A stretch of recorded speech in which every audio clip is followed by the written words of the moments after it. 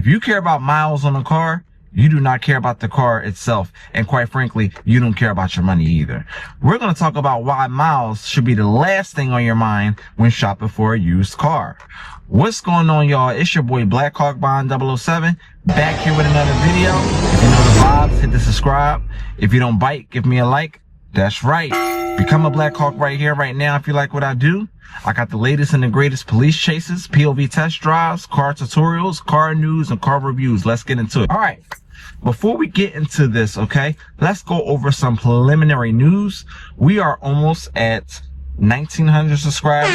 We need to get to 2,000 subscribers to unveil the next surprise. The surprise was actually, the reward was actually going to be, I'm going to unveil my new Mopar. But due to my daily work, bread and butter that I do, also pertaining to cars, I have to sell that Mopar because money first. I can always get that later. So instead, what I'm going to do is, and I've already worked on it, is pretty much damn near complete. Get me to 2,000 subscribers, and I will be launching my brand new website, Blackhawk Car News and Reviews, okay? And it's going to be simple. BlackhawkBond007.com. It's going to be your primary website for all types of car news, car reviews, car tutorials, POV test drives, full walkarounds. You're going to get the whole shebang as far as articles, newsletters, similar to that of Car and Driver, Road and Track, Motor Trend, Motor One. My favorite website to look at for news. I even look at this website. It's called Vince Burlap. It's called burlapcar.com. I've been watching this since 2004 when he first dropped it. So a lot of credible news outlets out there, and I'm about to be the next one. And I started it yesterday, and the website is almost complete. So those of you who love my police chases, holla at your boy. Make sure you subscribe to the channel. But if you are a purebred car news enthusiast, you like to know what's going on in the car world, this website is going to be the next phase of blow up for the YouTube channel. Me giving you my raw, uncut opinion on how I feel about used cars and future products coming from foreign and domestic automakers. Okay. So with that said, if you do not want to miss any of the car news, car reviews, and car tutorials, make sure you hit the subscribe button. Once you subscribe, you have officially become a Blackhawk. Turn on all notifications so you do not miss a single video. And we got a car tutorial for y'all today. We're going to get right into it. Miles. Here's why you should not care about miles, okay? During the pandemic, I test drove the Chevy Malibu. It had 84,000 miles on it. I'm like, great, let's do it. Not let's do it as far as let's buy it. I said, great, let's do it as in let's test drive it. I drove that down 2 blocks, and already the car started smoking. But it had 84,000 miles on it, right? See, miles is a clock. It is a measurement on how long, like the length, the distance that the vehicle has been driven. It is not the engine. It is not the transmission. It is not the drivetrain. It is not the suspension. It is none of that stuff. So stop asking about miles. The only people that truly ask about miles on a car, I have had this question one too many times. This is the main question. Not how many miles is on the car, because I used to get that question a lot. But now I get how many miles is on the car, or is that the right miles in the description? And I'm like, you can't be serious. Or I'll get some smart ass question, can you take a picture of the odometer? We know what you're looking for, okay? I understand that there's some other piece of crap sellers, but I ain't one.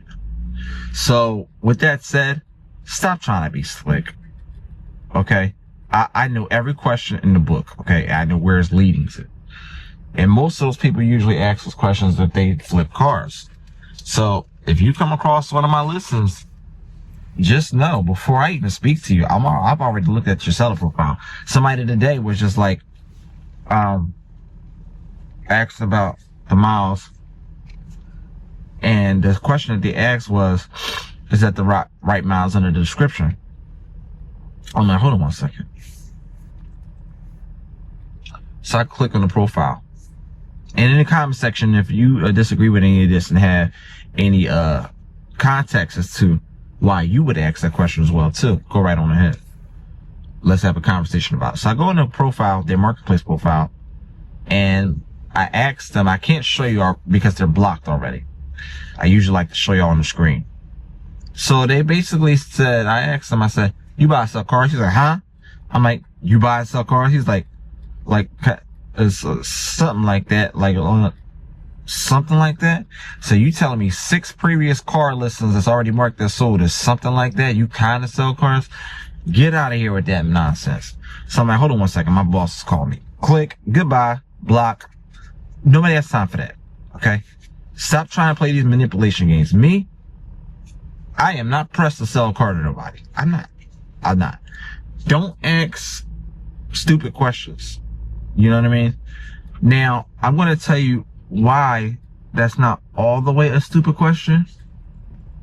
Give me 1 second, y'all.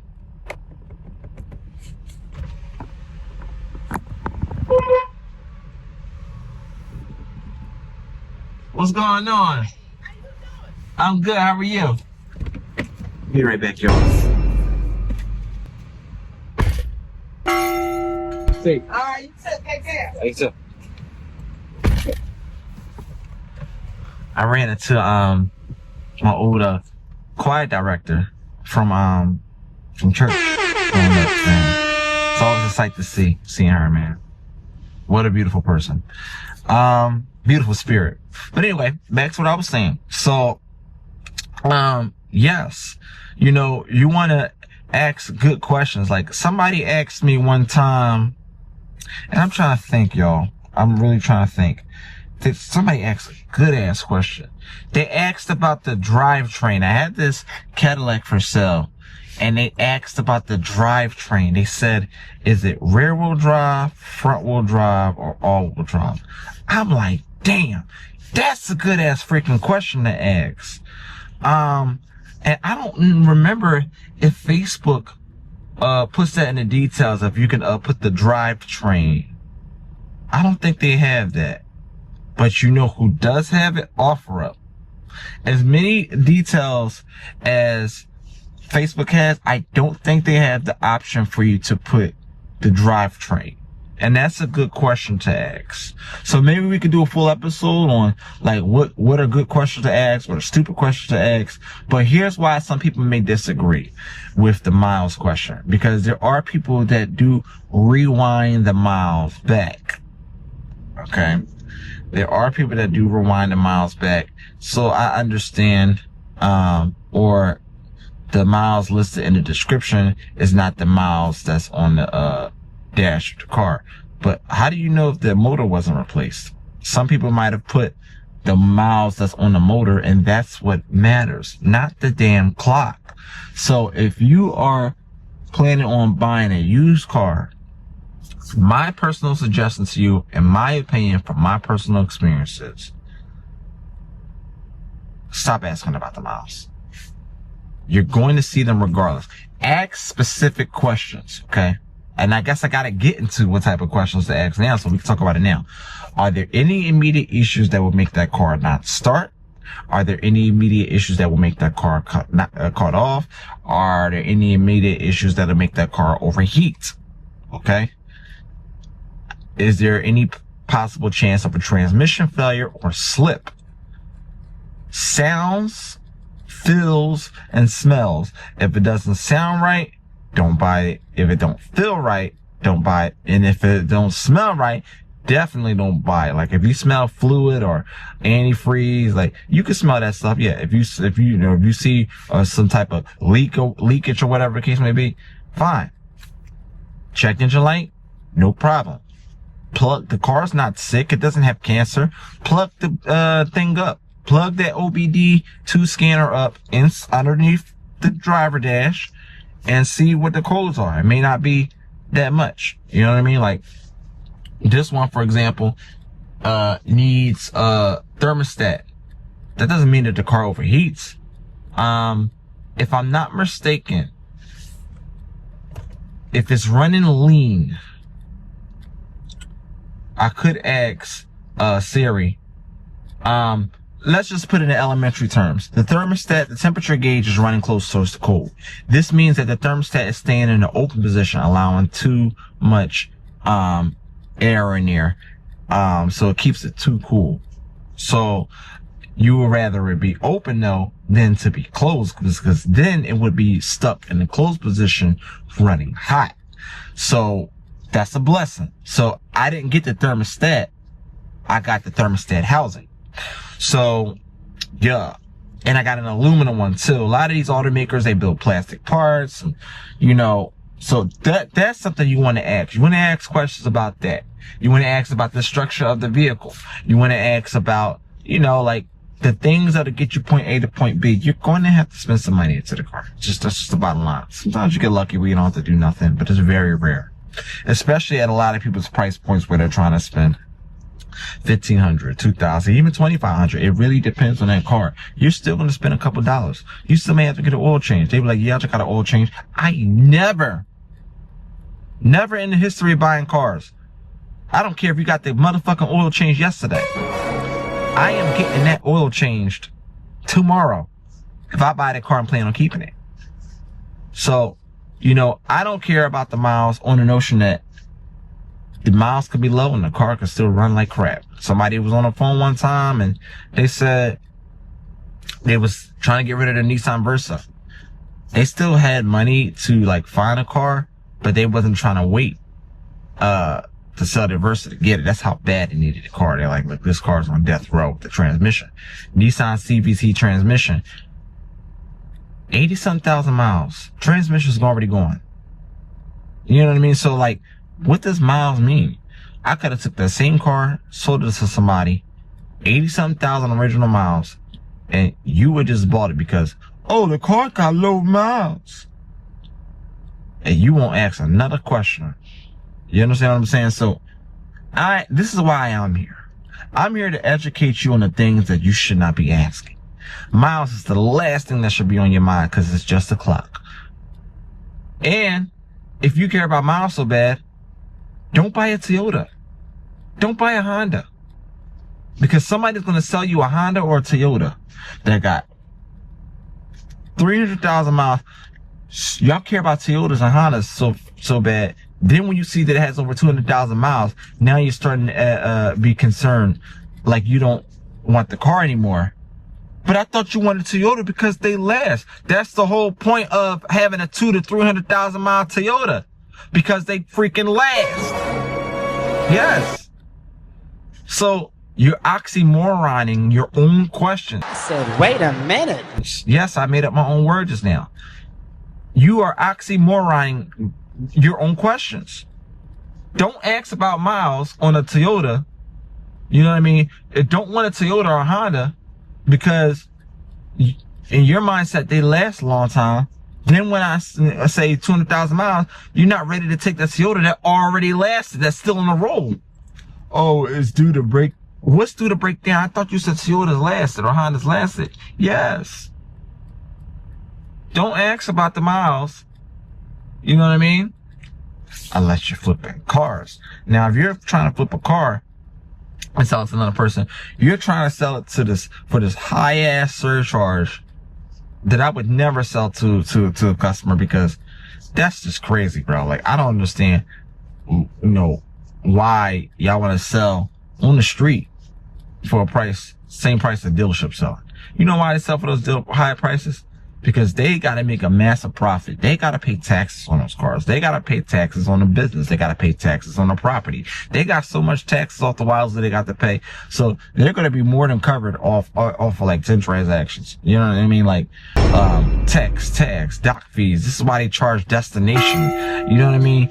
When these franchises, brand new cars, when the dealership gets a car, they are paying money off to a bank every single year. But when they sell that car, the bank is giving them a 10-day payoff for the remainder of the balance. Okay? Essentially, is the dealership making money? No. Is the finance company making money? No. So how do they make money off of you for a brand new car or a used finance car? The dealership will charge you whatever suggested down payment, okay? And they'll say, based on your credit, you need this down payment. By law, down payments are 100% illegal. I said, wait a minute. Wait a minute. Wait, first of all, you're not going to speed past that like you didn't just say what you just said. And you are not supposed to put a down payment on any car, but we all do it. And I'm guilty of it too. We all do it. We still do it. Probably do it again, but there's loopholes around that. We can talk about that in another episode. How to get your money back for any down payment that you put on the car, as long as you're within a certain statute of limits. And the bank, how do they make their money? They charge you that interest rate.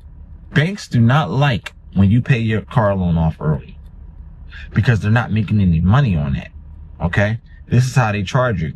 And they're partnered up with specific banks at the dealerships so they can make that money off of you that sell the high interest rate. The national average interest rate right now is 19%. 19 to 21%. That's like the national average right now. Dare I say 21? Yeah. A lot of people with bad credit. You are a dirty dealer's dream. So the banks make money off of you by charging interest, daily per diem. Let's say the daily per diem is like $9 or something cents. That's how much they charge you per day. That's your late past your payment. And some of y'all go like 2-3 months. Maybe y'all pay it, but hey, they're out of stretching it out to the end of the loan. It's a corporate loan. You understand what I'm saying? And what they're doing, they are essentially using borrowed money from other people, from a secured government funding. You know what I mean? So like, we can get a little deep into that later, but this is how the bank makes their money back. If you want to go down to basic, they just charge you interest on the back end. And then now they used to be 72. They're now again like 75, 79 month loans, high ass APR. You know what I mean? And if they repo your car, you know, technically they've already made money off your car. And it's illegal for them to repo your car. You know, they'll take it anyway. It's illegal to auction off your car. A lot of people don't know about this because you don't know your legal loopholes. Why? Because you don't do your own research. Because you want to listen to somebody else and say, buy the Honda. Look for something under a certain 1,000 miles. They'll go with you and say, oh, this is low miles. This is good. Whole time you don't know they done turn the damn light, check engine light off. You know what I mean? So it's like, you paint the picture perfect Picasso. You know, so, you know, yeah, man. The dealerships make money off of you doing down payments. Down payments are illegal. Everything that they're doing is illegal. You understand what I'm saying? Because did the bank, who signed your title? Did the bank sign your title? See, these are things that we're going to go deep into. So know what questions to ask. Miles ain't one of them. Miles is the least of your worries. You need to make sure that 84, 90,000 mile car is even going to make it down the street, because dealerships will wind miles back too. Oh yes, I said it. I'll say it again. Miles should be the last thing on your list. It's just a clock. If you're planning on keeping the car, just worry about the car running good. You got to put maintenance on it anyway. And you don't know when it's going to come. You are not a psychic. You do not know when something goes wrong in the vehicle. You're not prepared about something that's going to happen. It could just be a matter of time. Stop asking about miles. You understand what I'm saying? Because you're going to see them anyway when you get to the vehicle. Granted, if you're traveling far, that's one thing. If it's local, just go to the car, check it out. Do a couple tire kick in, see if you can get the price down a little bit. If it's a price, most of the time you're already looking at that price because it's in your price range, or you think you have some wiggle room to negotiate, you know, some negotiating power. So, you know what I mean? So miles should be the last thing on your mind to ask about a car, because what matters is what's on the clock. At 300,000 miles, the car's not going to blow up. It's not a programmed computer or the engine's gonna shut down. No, it's how you take care of that car. Some cars go 600,000-700,000 miles. Ford Crown Victorias, Toyota Camrys, all those vehicles that they're still using as taxis. To Ford Tauruses, hell, Ford Fusions got their weight up. These are cars that are used by law enforcement, taxis. They last well. And I can tell you one thing for sure, two things for certain. None of them things got CVTs. Well, that's a lie, because Toyota uses the eCVT for their hybrids. I don't like hybrids. That's going to be another video we'll talk about. But anyway, if you know the vibes, hit the subscribe. If you don't bite, give me a like. Give the video a big thumbs up. Drop a comment in the comment section below. Let's talk about this, y'all.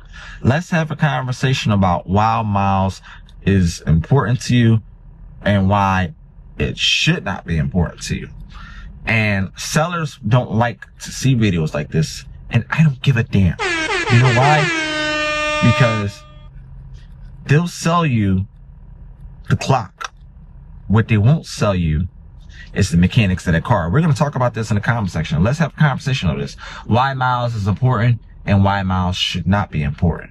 And we have these dialogues so we can create better transactions in the future from the seller to the consumer to the consumer to the seller. And until next time, holla at your boy.